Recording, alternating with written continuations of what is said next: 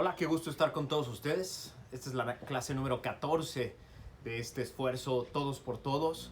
Tratar de aprender de nuestro sistema constitucional y tratar de aprovechar el encierro de la mejor manera posible. Qué gusto que me acompañan. Cerramos una tercera semana de clases.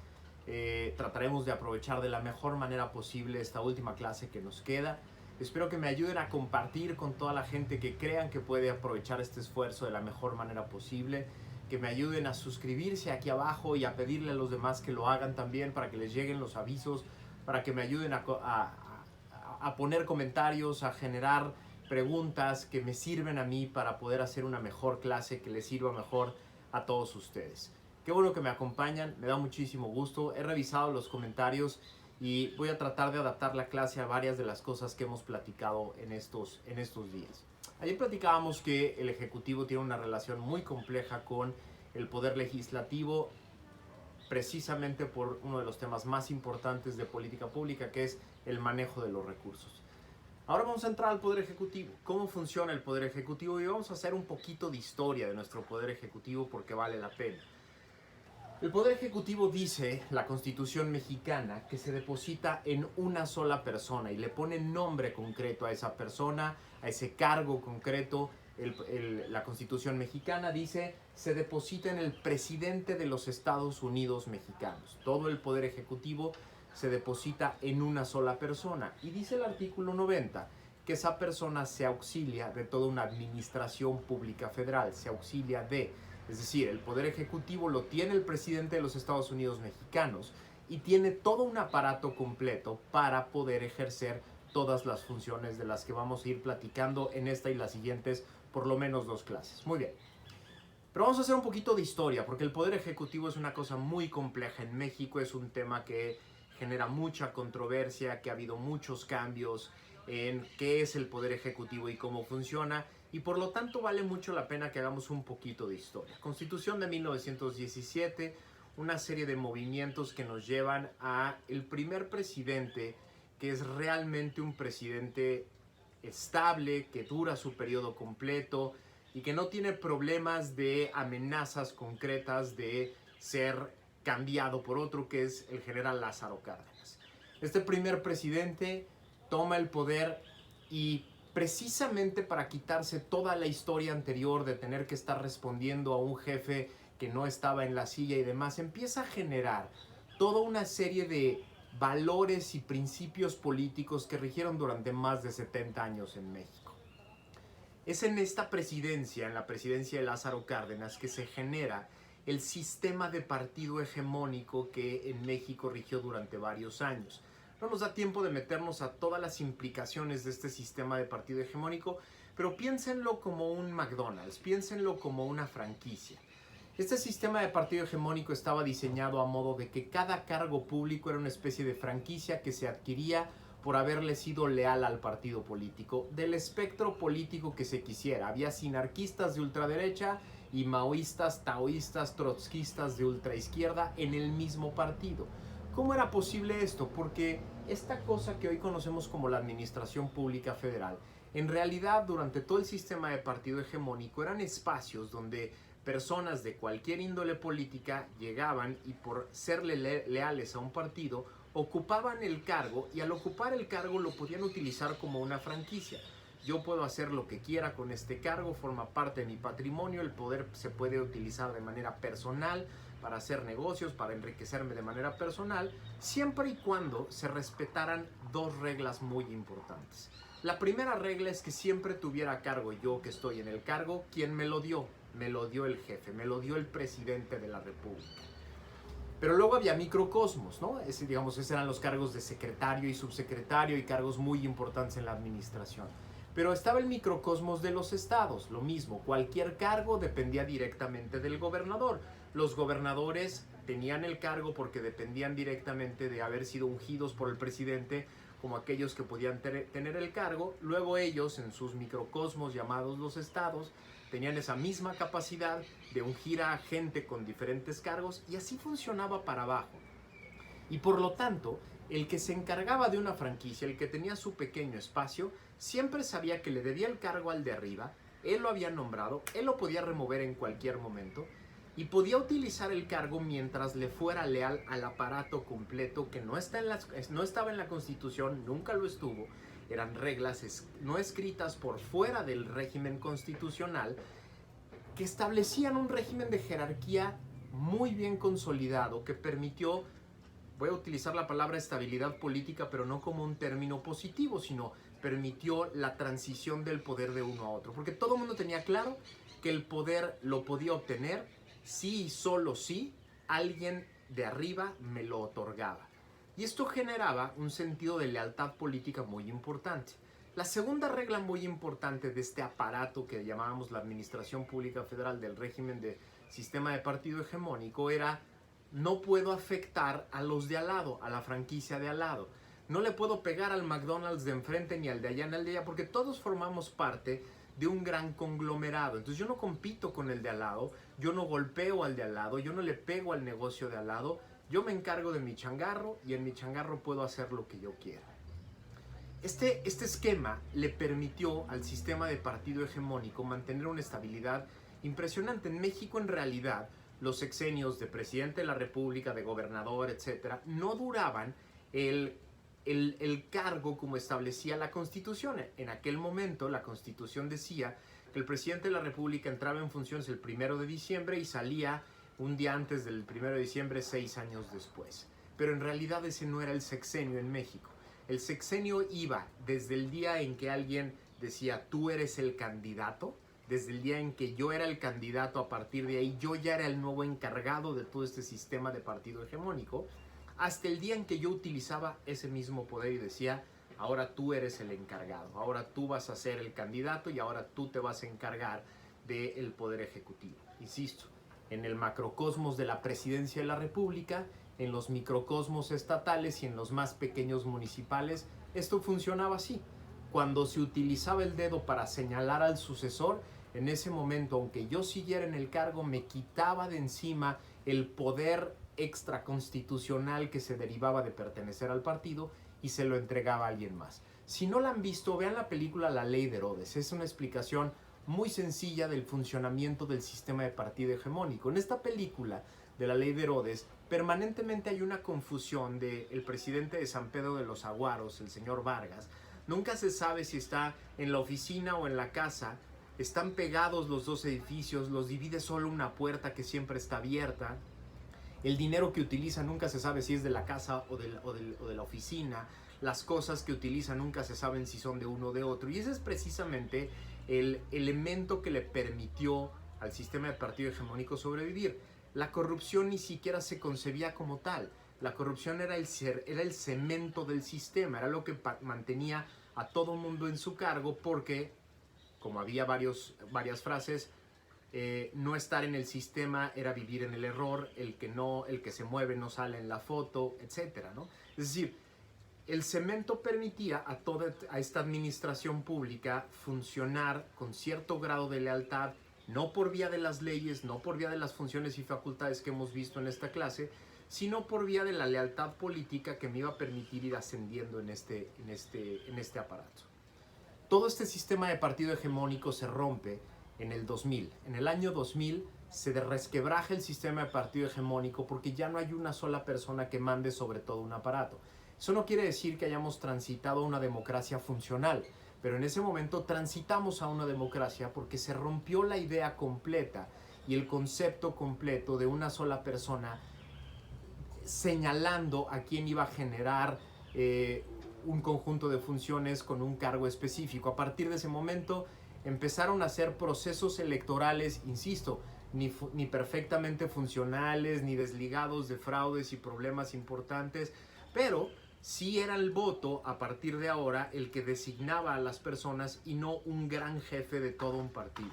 A partir de ahí la competencia electoral fue la que empezó a hacer que personas tuvieran un cargo u otro, y los aparatos administrativos poco a poco fueron conformándose, no en una gran pirámide, sino en pequeñas pirámides que dependían de los titulares de los ejecutivos locales y municipales, y una pirámide que se cortaba en la parte federal, que ya no llegaba hasta abajo, que era aquella que dependía del poder ejecutivo. Entonces es muy importante que entendamos esa historia. tenemos muy pocos años de tener un poder ejecutivo federal que no sea el jefe de todo el aparato, el jefe político de todo el aparato. Y estamos apenas aprendiendo cómo funciona un titular del Ejecutivo que hace esas funciones. Hubo 2 sexenios de un partido, después regresamos 6 años al partido que había gobernado durante más de 70 años, y hoy tenemos otro modelo de ejercicio del poder en el que se pretende usar un poco de las reglas del pasado, ¿no? El presidente que lo decide todo, la administración pública que en realidad no tiene un gabinete completo, pero eso lo vamos a ir viendo conforme vayamos viendo el poder ejecutivo. Ahora, decíamos, el presidente de la República, el presidente de los Estados Unidos mexicanos, es el depositario del poder ejecutivo. Este depositario del poder ejecutivo tiene que ser mexicano por nacimiento. Es un tema controvertido que tiene la Constitución. ¿Por qué mexicano por nacimiento y no un mexicano que haya sido naturalizado, que haya adquirido la nacionalidad? Es un tema que tiene discusión. Tiene que haber tenido 20 años de residencia efectiva en el país, tiene que haber vivido 20 años en el país para poder ser presidente de los Estados Unidos mexicanos. Tiene que tener 35 años cumplidos al día de la elección y por lo menos haber residido en el país en el último año completo antes de la elección. El presidente de la República es electo en una elección en junio y ahora entra el 1 de octubre en el cargo. Antes teníamos una locura de proceso de transición que iba desde el primer domingo de julio, que era la elección, hasta el 1 de diciembre.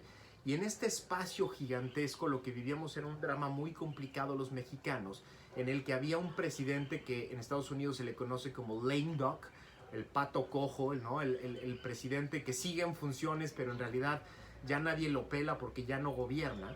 Imagínense, teníamos agosto, septiembre, octubre y noviembre de un presidente que en realidad ya no gobernaba y otro presidente que estaba tratando de consolidar su poder. Hay varias teorías muy interesantes en Estados Unidos. Hay un libro que se llama Eyewitness to Power, que es muy buen libro, que establece cómo las transiciones, estos espacios entre que se gana una elección y se toma el cargo, son quizá el momento más importante que va a definir una presidencia completa. Este hombre que hace este libro lo que dice es: este espacio ha sido muy bien aprovechado por muy buenos presidentes norteamericanos que tuvieron mucho éxito desde el principio, que entraron al ejercicio del poder ya encarrilados porque en la transición armaron un equipo, diseñaron sus prioridades, generaron un patrón y una estrategia clara de hacia dónde querían llevar el ejercicio del poder, y por lo tanto en el momento en que entraron al poder podían hacerlo de manera muy eficaz.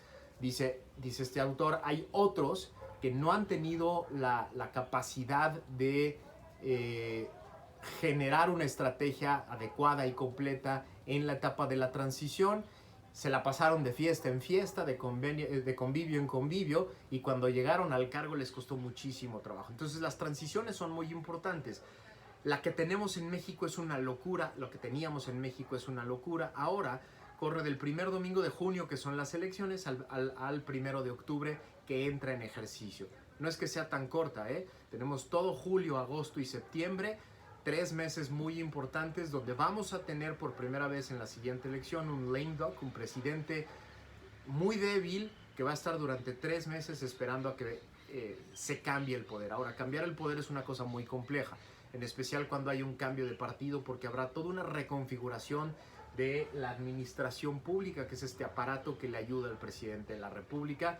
Pero bueno, 3 meses me parece todavía un tiempo muy, muy largo, muy complejo en un país como el nuestro.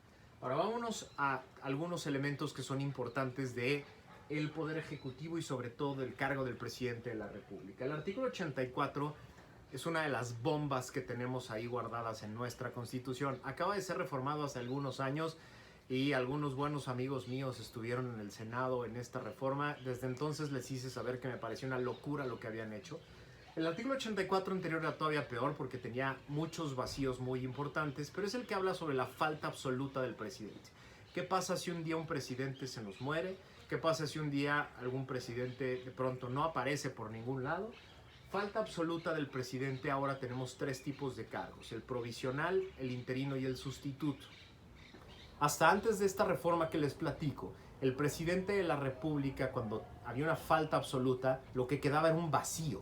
No había como en Estados Unidos y en otros lugares del mundo, una sustitución automática del presidente en turno, del titular del Ejecutivo. En Estados Unidos, por ejemplo, hay un vicepresidente que se elige en fórmula con el presidente de la República y todo el mundo sabe que hay reglas muy estrictas para que no viajen juntos, para que no estén en el mismo lugar, etcétera, porque a los norteamericanos desde la Constitución, desde la primera Constitución, les importa mucho que nunca haya un vacío en el poder ejecutivo. No solo tienen al vicepresidente, hay una prelación, si no mal recuerdo, de hasta 50 personas, perfectamente clara de quién sigue si no está tal, quién sigue si no está tal, quién sigue si no está tal, etcétera.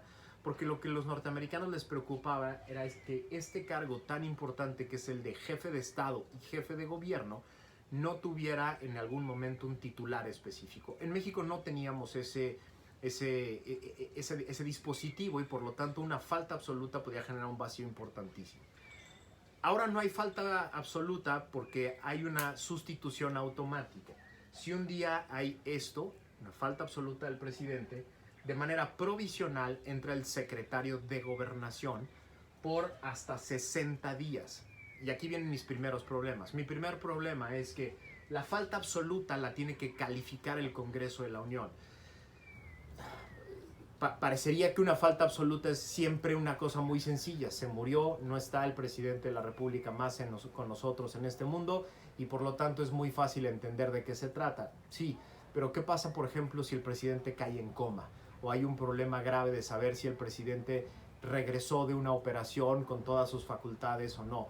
Hay o no una falta absoluta. Mi segundo problema con este dispositivo son estos famosos 60 días. Y si no se mueve el secretario de Gobernación, si decide, por ejemplo, lo que sigue del dispositivo es lo siguiente. Si es en los primeros 2 años la falta absoluta, lo que tiene que hacer el Congreso de la Unión es juntarse, elegirse como colegio electoral y designar a una persona que será llamada presidente interino de los Estados Unidos mexicanos, que tiene como responsabilidad convocar a un proceso electoral, llamar a un proceso electoral para que el que llegue acabe el tiempo que le quedaba al presidente que murió, por ejemplo, ¿no? Aquí es donde entran mis problemas. Si se califica o no por el Congreso la falta absoluta, dependiendo del tipo de mayorías que hay en el Congreso. Si el secretario de Gobernación retrasa la convocatoria para elegir al presidente interino, ¿qué pasa si pasan los 60 días y el Congreso no se ha elegido como colegio electoral para elegir al interino? No dice el artículo 84. ¿Qué pasa si eligen al interino y el secretario de Gobernación no se quiere mover del cargo porque resulta que es una persona de un partido diferente? En fin, hay una cantidad de complicaciones impresionantes de este artículo que no quedan definidas. Si es en los 4 segundos años, después de que acabe el segundo año, lo que sucede es que el colegio electoral, el Congreso de la Unión, designa a un sustituto, es decir, un presidente que va a acabar el término que le quedaba al presidente que faltó, ya no se tiene que convocar elecciones y el presidente que llegue tiene que acabar el encargo. Imagínense que el presidente de la República muere en el año 3, quiere decir que le quedarían 3 a un sustituto.